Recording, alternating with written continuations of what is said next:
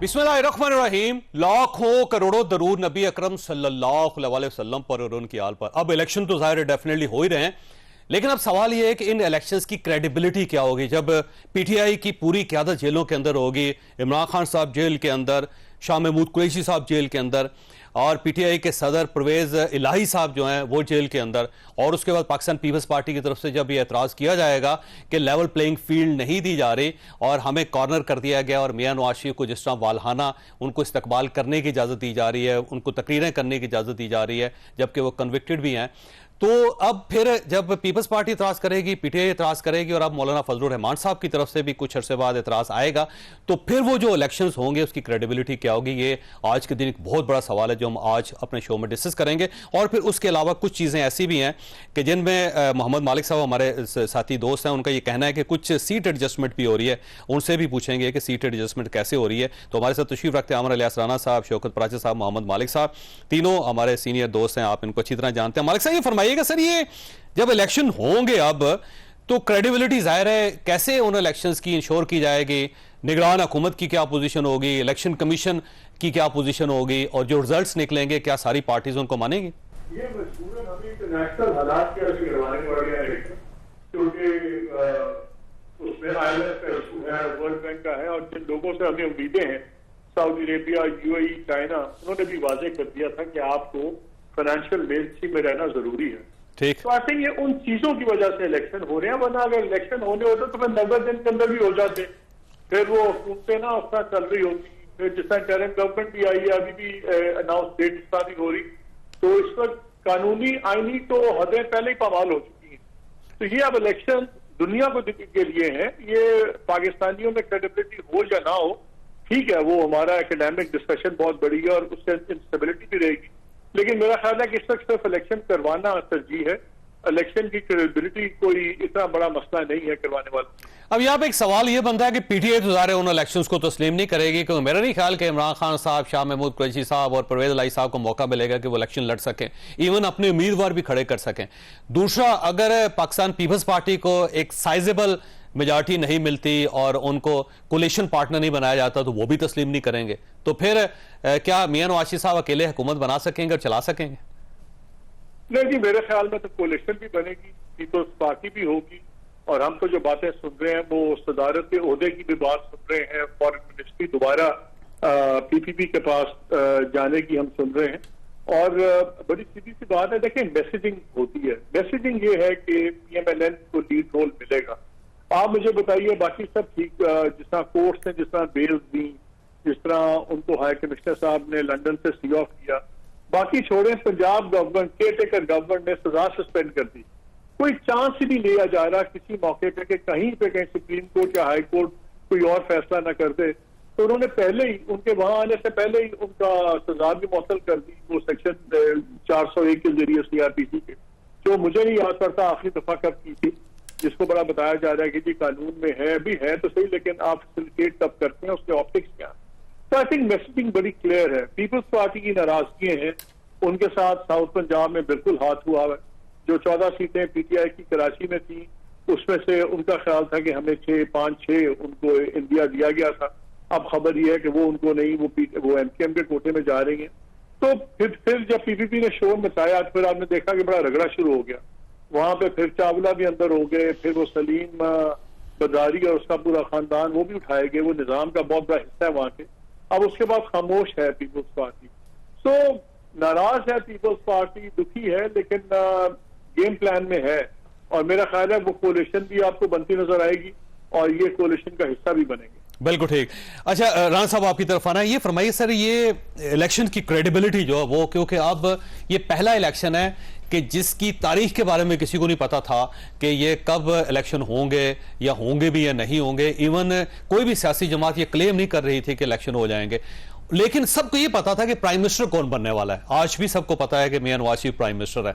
तो एक ऐसा इलेक्शन जिसकी डेट्स का नहीं पता था और लेकिन उसके रिजल्ट्स का पता है, तो उसको अब मानेगा कौन? ये अब आप तो चूंकि शौरी या लाशौरी तौर पे दशनाम तराजियां सुनने के आदी हो चुके हैं। जैसे अब आपने कहा कि सबको पता है कि नवाज शरीफ वज़ीर आज़म है, तो एक ब्रिगेड जो तैयार हुई है इसी काम के लिए, उनकी तरबियत यही है, वो तो आपको बता देंगे कि क्या है। मोहम्मद मालिक साहब की बात को आगे बढ़ाते हुए, जो स्टेक होल्डर्स हैं उन सबको पता है कि क्या होने जा रहा है।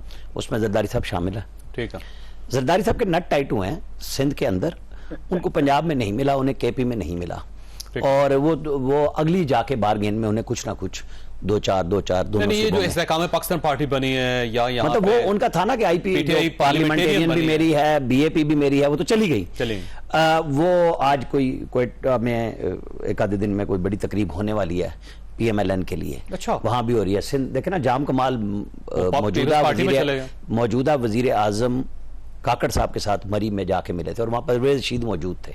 अच्छा। और जब ये वजीर आजम बनने से चंद हफ्ते पहले तो इन्होंने दोनों ने जाके कहा था हम अब, चूंकि ये तो पीएमएलएन से गए थे ना खुद, जाम कमाल उनके वजीर थे छोड़ के, और बीएपी में चले गए थे। और काकड़ साहब तो चूंकि उस वक्त निचले लेवल से ऊपर आए थे, ये वजीर आला थे, वजारत मतलब सॉरी पेट्रोलियम के मिनिस्टर ऑफ स्टेट थे उस वक्त। ये चले गए, इनके वालिद 2 दफा सीएम रहे हैं, सारा सब कुछ, फिर ये बन गए। ये वो सारे हैं जिन्होंने कहा जी हम पूछ के आए हैं जहाँ से हमें आना चाहिए, हम आपके पास आए हैं, हम विफाक में सियासत करना चाहते हैं। सवाल जवाब अगर कोई चैलेंज करेगा तो मैं बिल्कुल कोट अनकोट सारे बता दूंगा कि क्या हुई थी। अब वो बेशक जरदारी साहब के पास जाएं, वो सब एक मिशन पे हैं कि जी सब रास्ता लें, सब रास्ता दें। पीटीआई के लिए आज इस वक्त तक तो ग्राउंड में इमरान खान की जगह नहीं है। पीटीआई के लिए जगह बनेगी अगर खान साहब खुद को पीछे करें, ठीक है, और माफी मांग ले। नहीं, मैं माफी की नहीं बात कर रहा, पार्टी और लोगों के अपने ही किसी लोगों के हवाले कर दें कि आप इलेक्शन लड़ने के लिए जैसे अब उनको गंदा किया कि असद कैसर अगर फजल रहमान के पास चले गए हैं तो भाई सोच के गए थे ना कि गंदे तो होने ही है, लेकिन जो इनकी वो जो ट्विटर पे लोग छोड़े हुए हैं उन्होंने जो इनके साथ किया वो कहते जी हम तो दुआ करने के लिए, भाई दुआ 1 घंटा होती रही। मतलब अब आपको गिले ये हैं कि भाई आप सब कुछ बताएं कि हम क्या करते रहे लोगों के साथ, ट्रोलिंग से लेके और वीडियो चल गई, कोई बात नहीं, ये अभी पीटीआई को थोड़ा सहना पड़ेगा। लेकिन खान साहब को ज्यादा सोचना होगा कि वो कहते हैं ना मैं, मी और माई, ये कहानी खत्म हो गई है। अब आपको पार्टी अपने सेंसिबल लोगों को देनी होगी और ये उनको पता है कि किन की बात हो रही है। रास्ता देंगे तो रास्ता ले लेंगे। पीपल्स पार्टी के पास रास्ता ही रास्ता है, वो सिंध बचाने के हैं और वो सिंध शायद बचा लेंगे। यानी अगर वो सिंध उनको मिल जाए तो फिर वो कंफर्टेबल हो जाएंगे। फिर और ये जो मालिक साहब ने बात की है कि मरकज में हिस्सा थोड़ा कदर जुस्सा, ठीक है, यानी कि दोबारा वजारत खारजा और नहीं वो रस भरी वजारतें उनकी है। वजारत खारजा तो ठीक है, हम वजीर आजम बनाने लगे हैं, वो ख्वाब टूट गया है। ठीक है। वैसे तो एक ये भी कहा जाता है कि जरदारी साहब सदर बनना चाहते हैं, कि सदर वो होंगे और मियां नवाज शरीफ साहब प्राइम मिनिस्टर होंगे और उसके बाद बाकी चल सो चल। तो यहाँ पे ये चलता है अगर नवाज शरीफ ही सदर हो गए फिर। अच्छा, ये इम्कान भी है, क्यों नहीं? आप और हम चौथी दफा वजीर आजम बनाने पे क्यों मुझे हम? उन्होंने कहा कि मियां नवाज शरीफ साहब वजीर आजम नहीं बन रहे, तो अगर वो सदर बन गए तो कहा है, इसका मतलब ये हुआ कि कोई गिव एंड टेक हो रही। अच्छा प्राइस साहब, ये फरमाइए कि ये जो गिव एंड टेक है क्या उससे सिस्टम चल जाएगा? क्योंकि जब भी की गई है ये सिस्टम नहीं चला बहरहाल अल्टीमेटली। हम वही बातें कर रहे हैं जो हम देखते रहे हैं। सही बात है, 75 साल से ज़ाहिर वहीं पे हैं। नहीं, हम तो खैर 75 साल से नहीं देख रहे, पाकिस्तान की बात कर रहे हैं। हम तो राणा साहब और मैं तो 1990 से मिड 90 से उस वक्त से देखना शुरू किया। उससे पहले भी बहुत सारे लोग थे जो देख रहे थे। अच्छा, अभी जितनी आपने डिस्कशन की, आप बड़े संजीदा होकर बात कर रहे थे, इसमें व्हाट्स न्यू? यानी अगर इलेक्शन, आपने कहा इलेक्शन को तस्लीम करेगा, हमारे सामने, मैं अपनी अब बात करूंगा, किस इलेक्शन को तस्लीम किया गया? क्या 2002 वाले इलेक्शन को तस्लीम किया गया? क्या 2018 वाले इलेक्शन को तस्लीम किया गया? 2013 के इलेक्शन में उसके बाद धरना किस वजह से है? कहते थे 4 सीटें हैं, वो खोल दें, हल्के खोल दें, ऑडिट करवा दें। तो लिहाजा इम्पोर्टेंट चीज़ ये है कि एक्सेप्टेबल हैं या नहीं है, क्या इलेक्शन होंगे? मैं अभी इधर बैठा हूँ। हाँ, और भाई अब हो जाएंगे, क्या इलेक्शन होंगे? सबसे बड़ा सब हो जाएंगे अब मसला अल्लाह करे हो जाए, अल्लाह करे हो जाए। मैं तो दुआ करता हूँ, आपका ख्याल जितनी भी तारीखें दे दी जाए इलेक्शन नहीं होंगे। मैं तो दुआ करता हूँ, ठीक है कि हो जाए। मैं आपकी बात को दुआया अंदाज में एक्सेप्ट करता हूँ कि अल्लाह करे हो वैसे मैं मालिक साहब से इत्तफाक करता हूँ कि हमारी मजबूरी है, उसकी वजह से इलेक्शन। ये मैं मालिक साहब भी फरमा रहे हैं, आप भी कह रहे हैं, मजबूरी तो है। मजबूरी देखें ना, आईनी तौर पे मजबूरी होनी चाहिए थी। वो 14 मई आया चला गया ना, हमारा आईनी तकादा तो है कि इलेक्शन करवाएं। इसमें कोई ऐसी बात नहीं है कि हमारी मजबूरी हो, वर्ल्ड बैंक हो, IMF हो, लेकिन 14 मई के बाद भी तो IMF ने एग्रीमेंट किया है ना। अगर IMF इतना ही हमारे ऊपर था तो 14 मई वाला उनके पास बड़ा एक्सक्यूज था कि नहीं, यूरोपियन यूनियन है, अमेरिका है, चाइना सब ने है, 14 मई को देखा है ना। पाकिस्तान के अंदर के हालात नहीं, हैं। सब ने 14 मई को देखा है ना, सब ने देखा है कि supreme court of Pakistan, election commission of Pakistan का फैसला नहीं था, सुप्रीम कोर्ट ऑफ पाकिस्तान। आपको अभी भी खदशा है कि इलेक्शन नहीं होंगे? मैं दुआ कर रहा हूं कि हो जाए, ठीक है, मैं दुआ कर रहा हूं कि हो जाए। अब दूसरी बात पे मैं पूरा पाकिस्तान खुश है कि इलेक्शन हो रहे हैं, लेकिन आपका ख्याल है कि अभी भी नहीं हो रहे? मैं अब दूसरी बात, मैं दुआ कर रहा हूं कि अल्लाह करे हो जाए इलेक्शन, ठीक। ठीक है। अब मैं दूसरी बात पे आता हूं। देखें, इस वक्त मियां साहब की पहली तकरीर कोई ले लें, मियां साहब ने कहा है कि 40 साल का सियासी निचोड़ है कि सब मुत्तहद हो जाएं। ठीक। तो मियां साहब इस वक्त सीनियर मोस्ट पॉलिटिशियन, बिल्कुल ठीक। मियां साहब खुद एफर्ट कर रहे हैं कि वो जो उन्होंने कहा, मैं उसी पे ऑल बात पार्टीज कर रहा हूं। कॉन्फ्रेंस करवा ली जाए, मैं उसी पे बात कर रहा हूँ। वो कोई जरूर ऐसा इनिशिएटिव लेंगे जिसमें राणा साहब की अपनी रीडिंग है, मालिक साहब की अपनी रीडिंग है, आपकी अपनी रीडिंग है। मैं समझता हूँ कि मियां साहब सबको बुलाएंगे, इंक्लूडिंग PTI। जैसे उन्होंने उस सानिया 16 दिसंबर के बाद बुलाया था ना सबको, यानी एक आदमी जो धरना दे के यहाँ बैठा है और बिल्कुल यानी एक रात वजीर आजम हाउस पे अटैक होने वाला था, उसको भी साथ बिठाया था। इसलिए ये जो लेकिन देखिए, वो मियां नवाज शरीफ साहब ने ये जो अभी उनका इजलास हुआ है ना, उसमें उन्होंने ये फैसला किया कि सिर्फ जो हलीफ जमातें हैं उनको साथ में लाया जाएगा। हलीफ से मतलब वो जो PDM जो बनी तो थी, फिर पीपल्स पार्टी को हरीफ ना समझा जाए ना। वो तो हलीफ है अभी तक जो डिस्कशन हुई है, पार्टी हलीफ है। अभी तक जो डिस्कशन हुई है उसमें तो हरीफ के तौर पे समझा गया है।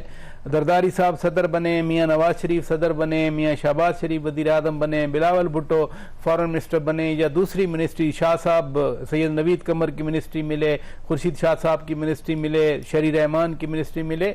ये 16 महीने का जो है वो तो वही कंटिन्यूएशन होगी, और that appears the way it was. क्योंकि अभी तक जो पॉलिटिकल मुखालिफ कहूंगा मैं, वैसे तो एनिमी का वर्ड यूज नहीं करना चाह रहा, वो अपनी जगह पर मौजूद है। अभी जितना भी कहा जाए PTI टूट गई, अटक वाले टूटे, अब मैं अगर शुरू कर दूं, या रहीम यार खान वाले टूटे आखिरी पंजाब में, ये जो टूटने वाला है ये भी एक बड़ा रिलेटिव फिनोमेना। बिल्कुल सही बात। अच्छा मालिक साहब, ये फरमाइए सर, ये एक जो सवाल है वो कि मियां नवाज शरीफ साहब अगर इक्तदार में आ जाते हैं तो वो मुल्क को चलाएंगे कैसे, जब इतनी ज्यादा पोलराइजेशन होगी? PTI जो है एक वो बड़ी पॉपुलर जमात है, वो उनके मुखालिफ होगी, और अंदर से बहुत ज्यादा टूट फूट होगी, मियां नवाज शरीफ साहब का अपना एक बयानिया, तो ये सारी चीजें लेके कैसे चलेंगे मियां साहब? साहब, मसला मियां साहब का चलाने का या ना चलाने का PTI के साथ नहीं है, दूसरों के साथ नहीं है। उनका मसला एस्टैब्लिशमेंट के साथ ही होगा कि कैसा रिश्ता बनता है। अगर माजी कोई है एग्जाम्पल, तो वो हमने देखा बड़ी ही मुख्तलिफ तबीयतों के आर्मी चीफ के साथ भी वो नहीं चले। मेरा ख्याल है कि अगर आप देखिए तो जनरल अपने जो मरहूम, उनको आप देखें जजुआ साहब, और आप देखें जहांगीर करामत, उनकी पर्सनैलिटीज आग और पानी वाली, एक आग था एक पानी था, वो दोनों के साथ नहीं हुआ। अभी भी अगर आप मियां साहब की तकरीर सुने तो वो बड़ी इंटरेस्टिंग तकरीर है, बड़े नरम अल्फाज में उन्होंने बड़ी सख्त बातें, ठीक, जितने उनके पॉइंट्स ऑफ कॉन्फ्लिक्ट और फिर हाईलाइट किए। उन्होंने कहा ये बुनियादी मर्ज है, सही बात, उन्होंने टच करके वापस आ गए, इनको ठीक करना है। फिर उन्होंने ये भी कहा इंडिया पॉलिसी पे झगड़ा रहता था, उन्होंने इंडिया पॉलिसी फिर अपनी इंडिया ट्रेड फ्री पे मैंने दोस्ती करनी है, सब कुछ करना है, कश्मीर पे ही बुधबारी। फिर इकोनॉमी के ऊपर जब बात की तो उन्होंने बांग्लादेश की एग्जाम्पल दी। बांग्लादेश बड़ा सेंसिटिव इशू है पाकिस्तान में। आधा पाकिस्तान कहता है कि जी भुट्टो साहब ने तबाह किया, बनवाया, आधा पाकिस्तान कहता है उसकी फौजी की आदत जिम्मेदार थी। तो एक जुमले में दोनों को रगड़ दिया। फिर उन्होंने बात की कि मैं बड़ा दिल पे पत्थर रखकर बड़े सब्र से बात कर रहा हूँ ताकि किसी को भी बदतमीजी ना फैले। तो उन्होंने तो इंडिकेट किया है। और एक उनका कॉन्फ्लिक्ट है अदालतों के साथ, आपको पता है चढ़ाई भी हुई थी सुप्रीम कोर्ट में, उन्होंने कहा हमने अदालती निजाम की भी इस्लाह करनी है। तो पॉइंट ऑफ कॉन्फ्लिक्ट तो सारे मियां साहब ने दोबारा रिपीट कर दी। और अब एक पॉइंट ऑफ कॉन्फ्लिक्ट और भी है, और वो होगा बलूचिस्तान में। बलूचिस्तान में मियां साहब चाह रहे हैं कि नेशनलिस्ट लीडर सामने आए, मतलब जिसका आपके डॉक्टर मालिक थे, वो जो दूसरे स्टेक होल्डर्स हैं वो जरा सख्त लाइन का बंदा चाह रहे हैं। ताकर साहब जो है वो जाम तमाल को घुसाने की कोशिश कर रहे हैं। लेकिन ये सारा कुछ होगा, फिर अगले साल बहुत इंपॉर्टेंट एक ऐसी पोस्टिंग भी होगी जिस पोस्टिंग के ऊपर से इमरान खान का और उसके आर्मी चीफ का भी आपस में झगड़ा हुआ।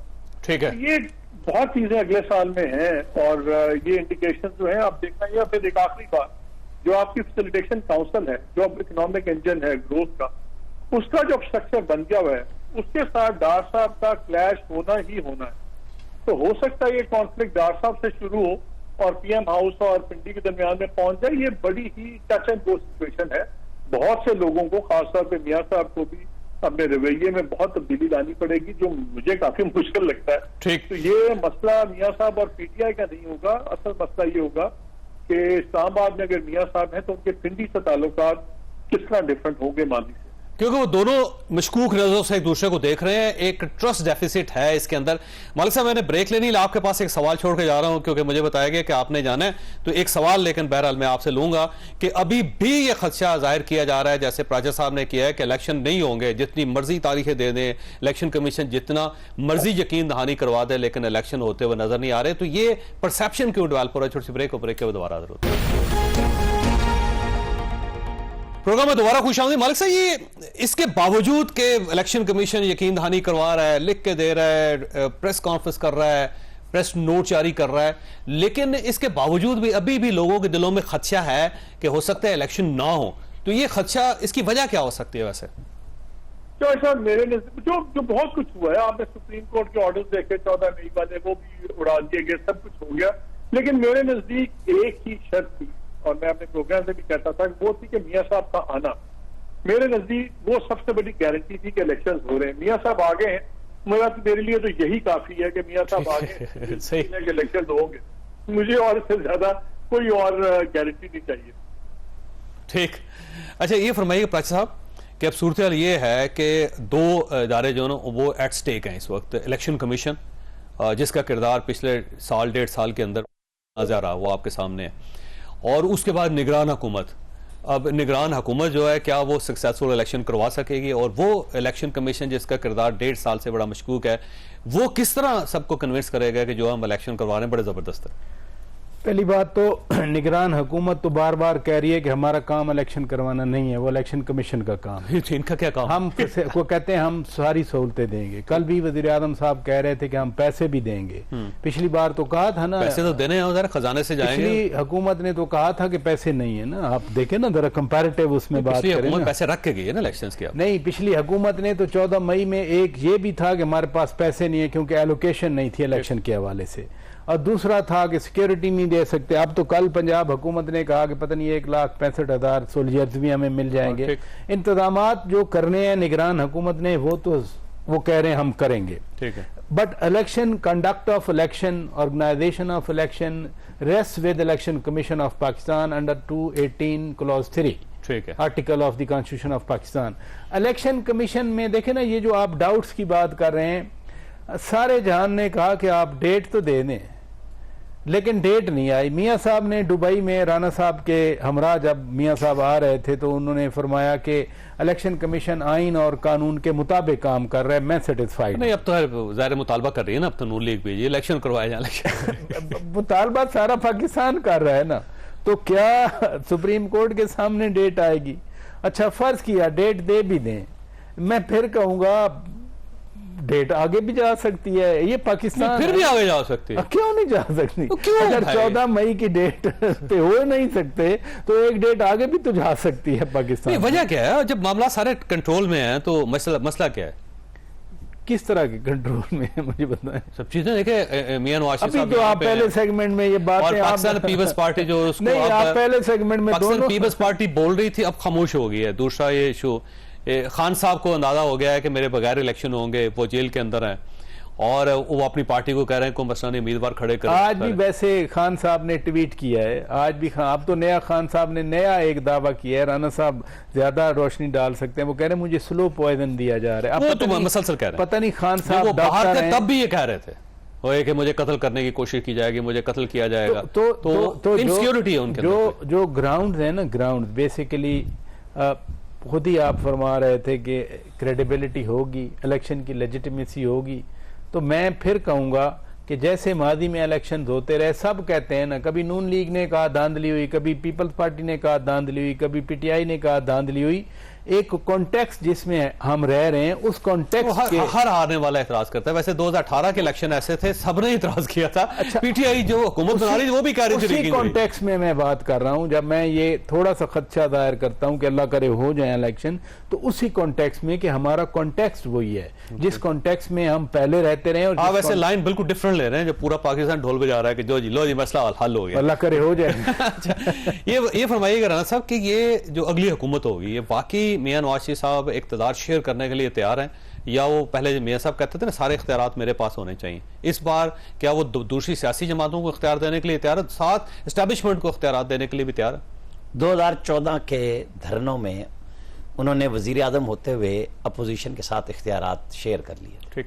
पीपल्स पार्टी, मौलाना फजलुर रहमान, ये सब अपोजिशन में थे और सब हुकूमत में थे। ये नहीं कि पीटीआई के साथ पेशावर में खैबर पख्तूनख्वा में उनको इख्तियार दे दिया उन्होंने, वो पहले दिया, फिर जब पीटीआई ने धरना दिया ठीक है, उन्होंने अपोजिशन को साथ मिलाया, ठीक। लचक दिखाई।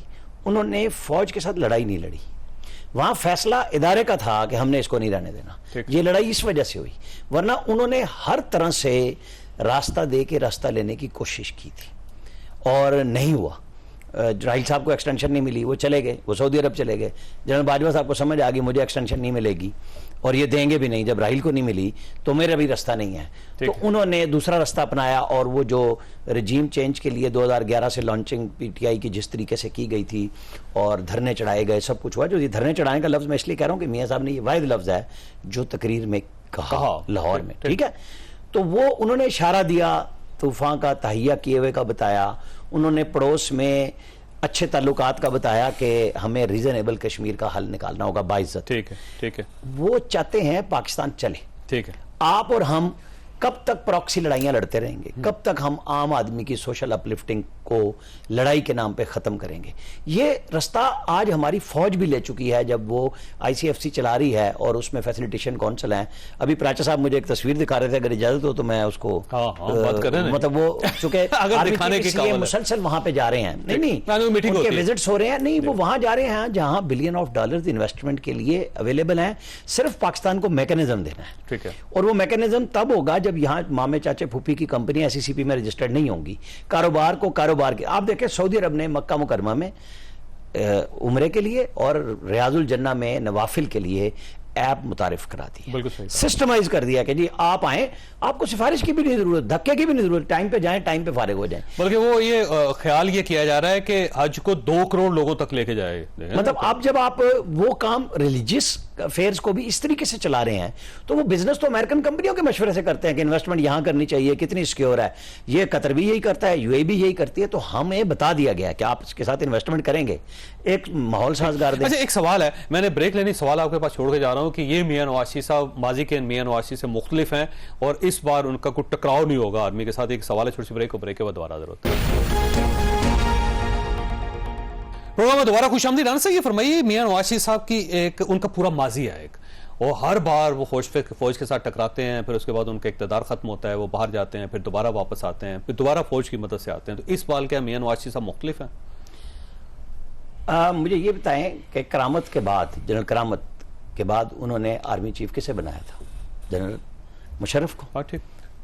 उन्होंने उनको फारिग कर दिया। वो आए तो जनरल कियानी आर्मी चीफ थे, ठीक। उन्होंने कहा जी जनरल राशिद को आप बनाएं आर्मी चीफ, ठीक है, उन्होंने नहीं बनाया। हारून असलम साहब जो ट्विटर पे बहुत मुतहर्रिक थे, उन्होंने पाकिस्तान मुस्लिम लीग का कोई बंदा नहीं छोड़ा था जिसे सिफारिश ना कराई हो, उन्हें कंसिडर नहीं किया। जनरल राशिद को चेयरमैन जॉइंट चीफ बनाया और राहिल शरीफ को इन ऑर्डर ला के और आर्मी चीफ बना दिया। 29 नवंबर को और 2 या 4 जनवरी को जनरल मुशर्रफ की AFIC में मुंतकली से फड्डे शुरू हो गए। फटाफट खुद लगाया, जनरल बाजवा को खुद लगाया, ट्वीट आ गया, फड्डे हो गए। जनरल आसिम मुनीर को भी, ये मेरी जुबान नहीं सारी दुनिया कह रही है कि नवाज शरीफ की रिकमेंडेशन पे ही शहबाज शरीफ ने लगाया। उनकी कोई ख्वाहिश नहीं है, एक शख्स का फैसला, नवाज शरीफ का फैसला, ठीक है, उनकी कोई ख्वाहिश नहीं है कि पाकिस्तान आर्मी के साथ लड़ा जाए। उनकी जो पहली और अव्वल ख्वाहिश है, जो मैं बहुत अरसे से देख रहा हूं, वो लोग मोदी का यार कहते थे फलाने, वो नहीं टले उससे। वो कहते हैं लोगों की फलाह के लिए रास्ता बनाओ, पूरा यूरोप बन गया लड़ाइयां खत्म कर करके, हम कब तक लड़ेंगे। और उन्होंने कुछ भी नहीं कहा और सब कुछ लाहौर जलसे में खड़े होकर कहा कि आपको रास्ता बातचीत से निकालना होगा। नवाज शरीफ ये काम करेंगे, और जो हमारी फौज अब हुकूमत के साथ मिलकर इन्वेस्टमेंट स्ट्रेटेजी बना रही है, मेरा ख्याल है कि वो सारे मुल्क भी आपसे यही कहेंगे कि अपने फड्डे रखें। चाइना तो पहले दिन से कह रहा है अपना क्लेम रखो और तरक्की करो। वो इंडिया के साथ लड़ाई भी कर रहे हैं, जहां है तजारत भी कर रहे हैं। तो हम और आप कौन होते हैं कि हर दफा इस बात में अपने आप को मारने के लिए हम बजिद हो जाते हैं। मेरा ख्याल है कि अब फौज की क़यादत ने भी बहुत कुछ सीखा है, नई क़यादत भी है, लेकिन माजी के तजर्बों के बाद उन्होंने प्रेस कॉन्फ्रेंस डीजीआई ने कभी नहीं की थी। ठीक है। और फिर उनके ऊपर हमला किया गया। उनको कोशिश की गई कि हर सूरत में वो कोई ना कोई मार्शल लगा दें, कोई ऐसा काम कर दें जिससे फौज खराब हो जाए। वो नहीं हुए। ठीक है। अब आप और हम क्या बहस कर रहे हैं आजकल के? हाइब्रिड रजीम है।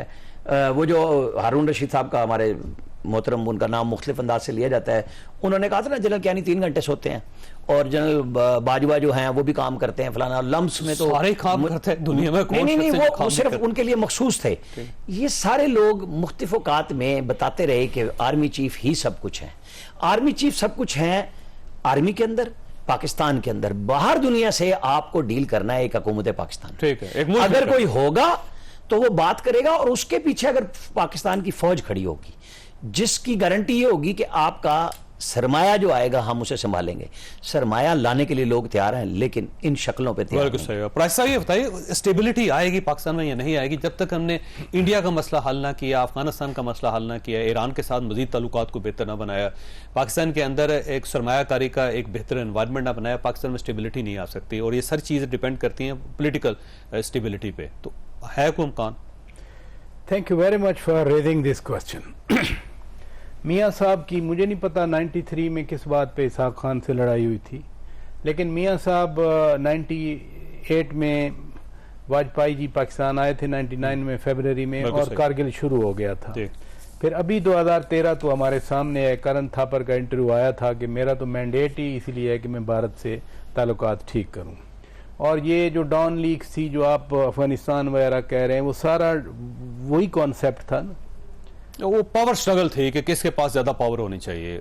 मैं फिर एस्टैब्लिशमेंट के पास होनी चाहिए, प्राइम मिनिस्टर के पास। मैं फिर कहूंगा कि जो वो की क्वेश्चन थे, मसलन टेररिज्म वाला क्वेश्चन था जो अफगानिस्तान के कॉन्टेक्स्ट की आप बात कर गए, तो मियाँ साहब के लिए फॉरेन पॉलिसी हमेशा एक चैलेंज बनी है। और आई एग्री विद राणा साहब कि अब वो माहौल नहीं है। जो थोड़ा बहुत हमें भी पता चलता है कि जियो स्ट्रेटेजिक की बजाय जियो इकोनॉमिक पॉलिसी शिफ्ट आई है हमारे उसमें।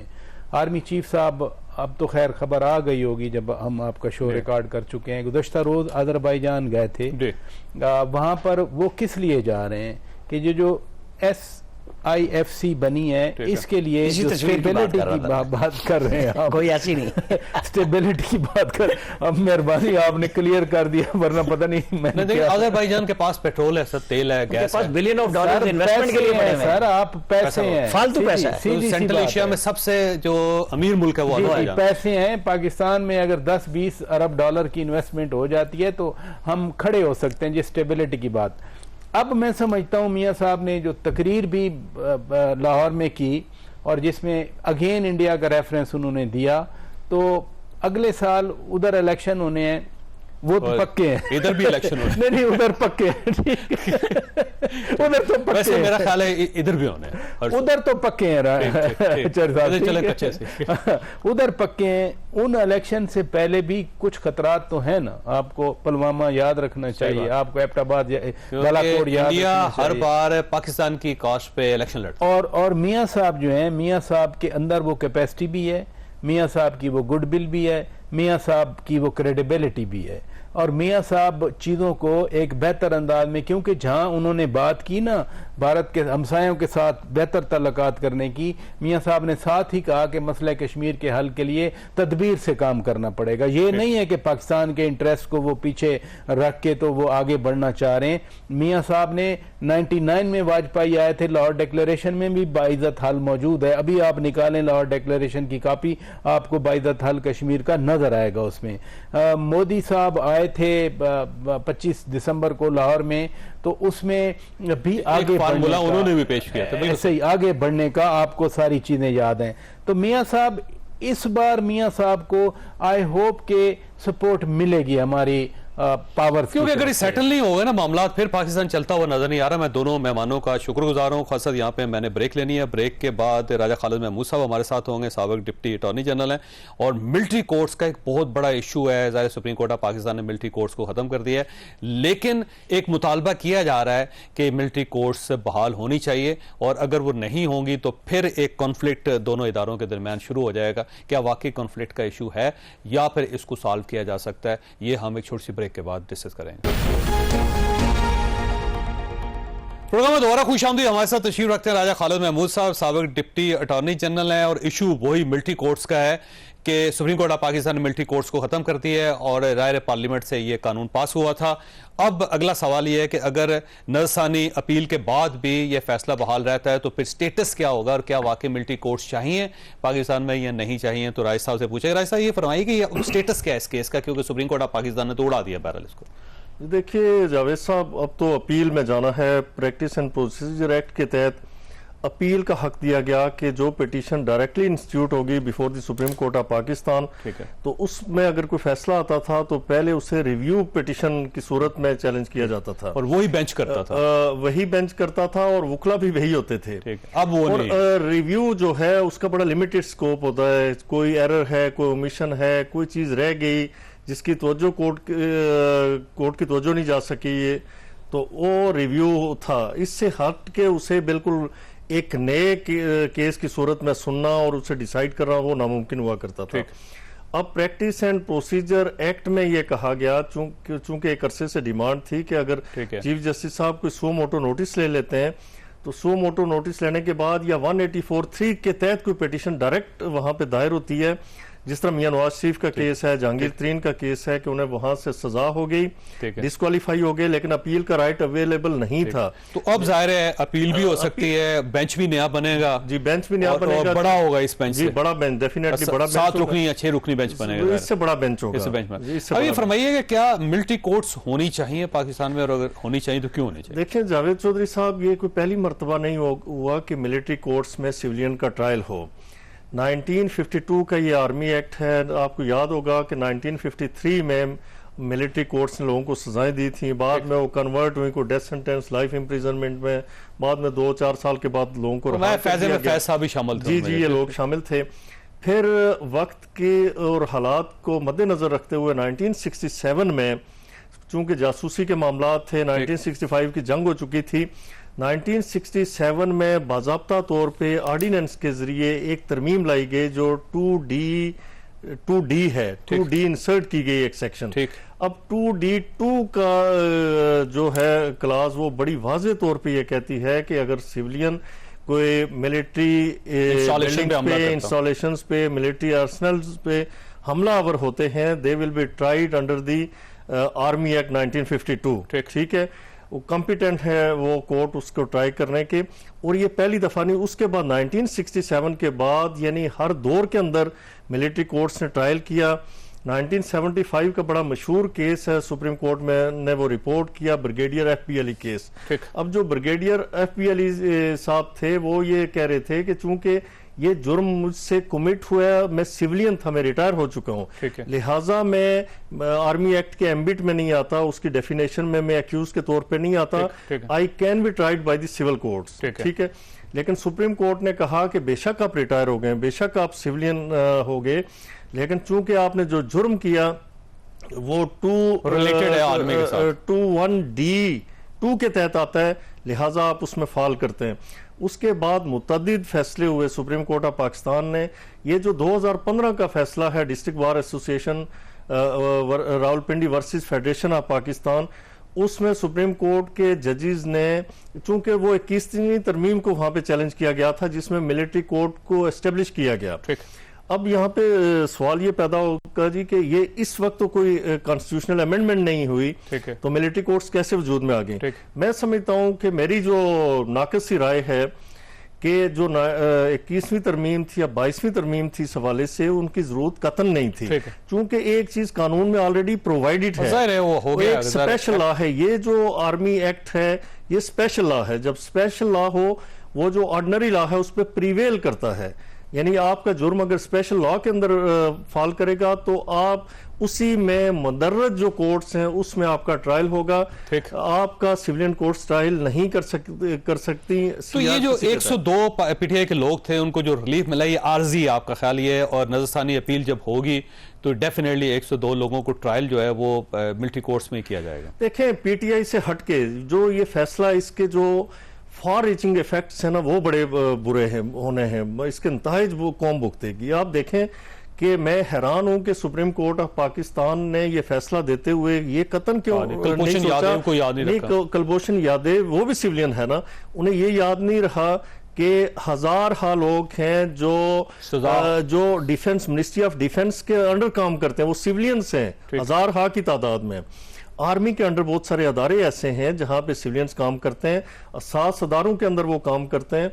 तो कल वो जब स्पाइंग शुरू कर देते हैं, जासूसी शुरू कर देते हैं, कोई इस तरह का ऑफेंस कमिट करते हैं और फिर वो बरी जिम्मा हो जाते हैं, मैं सिविलियन हूं, मेरा ट्रायल तो सिविलियन कोर्ट करेगी।